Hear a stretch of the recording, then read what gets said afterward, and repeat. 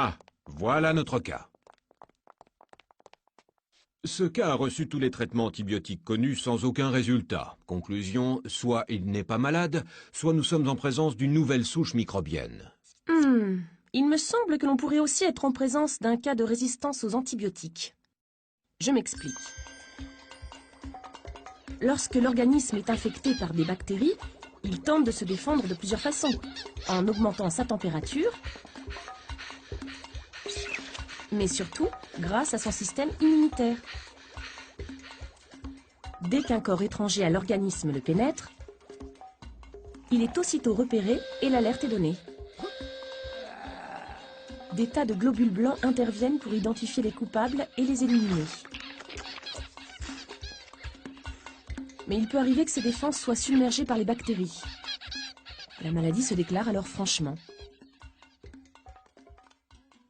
Heureusement, depuis la découverte des antibiotiques, nous pouvons aider le patient à se défendre.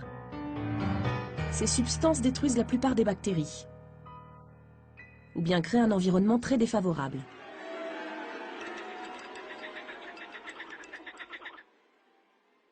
L'utilisation des antibiotiques est vite devenue la panacée. Au moindre bobo, hop, une cure d'antibiotiques. C'était si efficace pour empêcher les infections de se développer que l'on a même multiplié les usages de ces antibiotiques. Ils furent abondamment employés dans les élevages en batteries de poulets ou de porcs.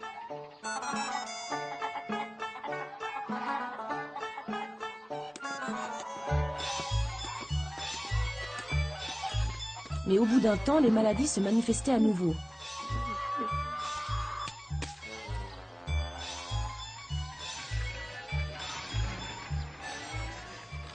Et le traitement avec les antibiotiques se révélait soudainement inefficace. Que s'est-il passé?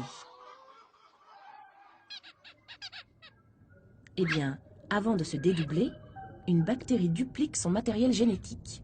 Celui-ci est fait d'ADN. Chaque portion de cette longue molécule peut détenir une information précise pour l'activité et la croissance de la bactérie. Ce sont ces portions que l'on appelle des gènes. Chaque gène est constitué d'une succession de 4 éléments.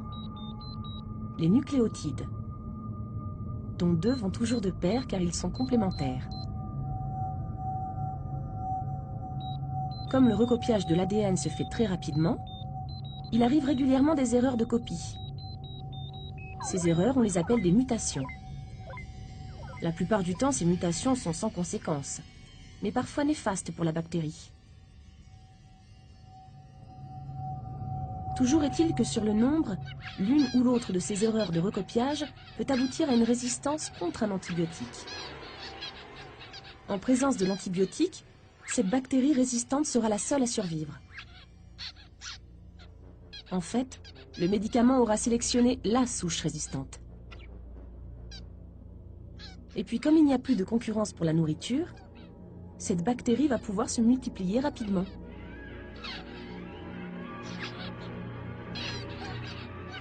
C'est exactement comme pour la sélection naturelle.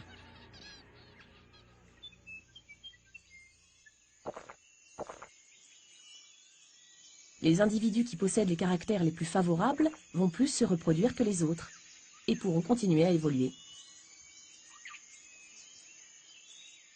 En fait, avec les antibiotiques, on a refait ce que la nature fait depuis 4 milliards d'années et qui a conduit à l'évolution des espèces. En fait, mademoiselle, vous nous montrez là que ce cas est atteint de darwinite aiguë. Si vous voulez. Ah, c'est exactement comme cela que je voyais les choses. Messieurs, ce cas est très intéressant. Passons à autre chose.